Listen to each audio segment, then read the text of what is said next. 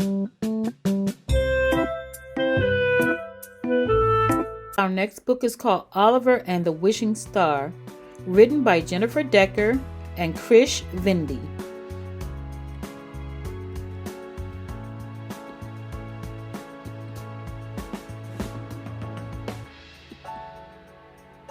"Bye, Mom," Oliver shouted. "I'm going swimming at Finn's house. I'll be back for dinner." Oliver reached for the doorknob and he was almost there, almost free. And then he heard it. "Not so fast. Do you have any homework?" Oliver groaned. "Yes," he admitted.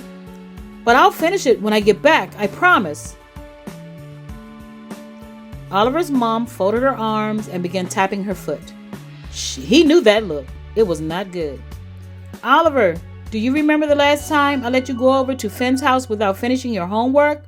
How you were up way past your bedtime, way past my bedtime? In fact, I can recall you fell asleep in class the very next day." "But Mom," pleaded Oliver. "But Mom nothing," she said. "Why don't you take Cooper for a walk and then you can start your homework before dinner?"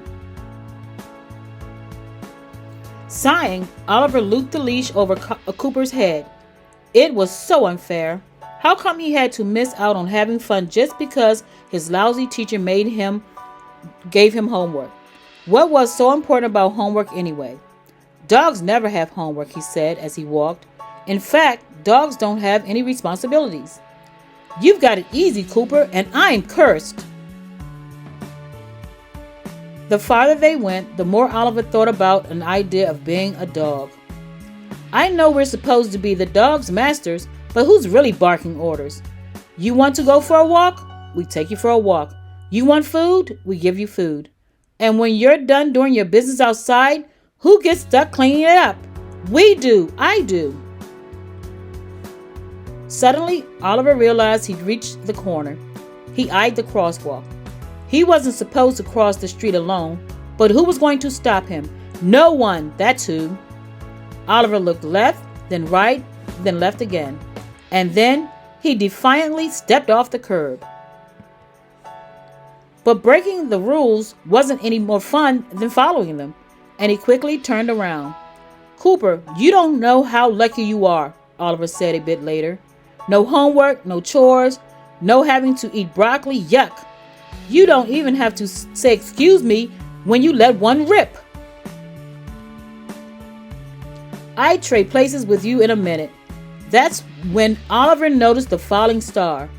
"I wish on a falling star," he whispered. Then he shouted, "I wish I were a dog." Oliver waited a minute, then another. Then nothing happened. He threw himself down on the bed in disgust.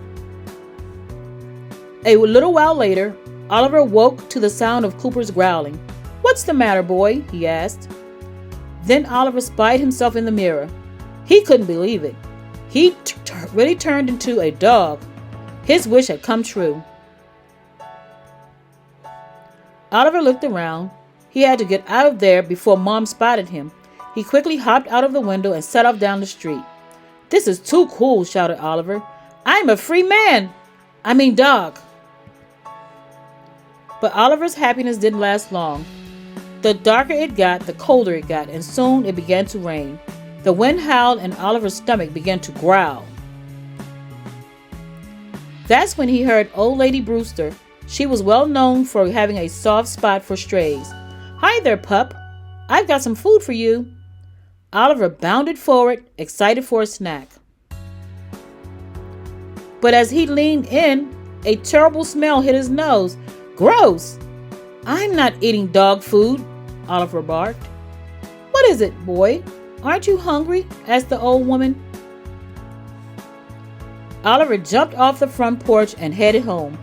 Maybe somehow his mom would recognize him, but when he got home, he found his parents eating without him. "They didn't even notice I'm gone," he sniffed. Head hung low, Oliver backed away from the window. He was so busy feeling sorry for himself that he didn't pay attention to where he was. Then suddenly, "Gotcha!" Oliver screamed for the dog catcher to let him go, but no words came. Instead, the only sound was barking. Oliver saw his life flash before his eyes. How he wished that this was all a bad dream. "Mommy!" Oliver screamed. "Mommy, help me!" "Oliver, wake up!" screamed his mom. Oliver opened his eyes. He was back home in his room. "That must have been some crazy dream," Oliver's mom said. "You were tearing at your sheets and calling out for me." "It wasn't a dream. I was a dog. There was this star. I made a wish. It was real." "Oh, Oliver, you just had a bad dream. Come on, dinner's ready." Oliver rubbed his eyes.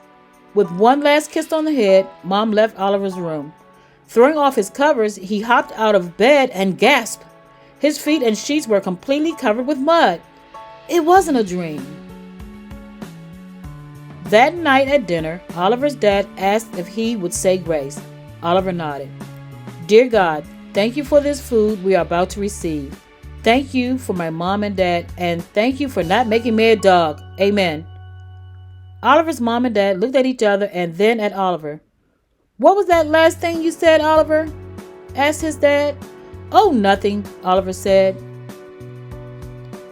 And as he stuffed his mouth full of spaghetti, he made himself a promise to never again wish he were anyone or anything else. He was Oliver, and that was pretty good.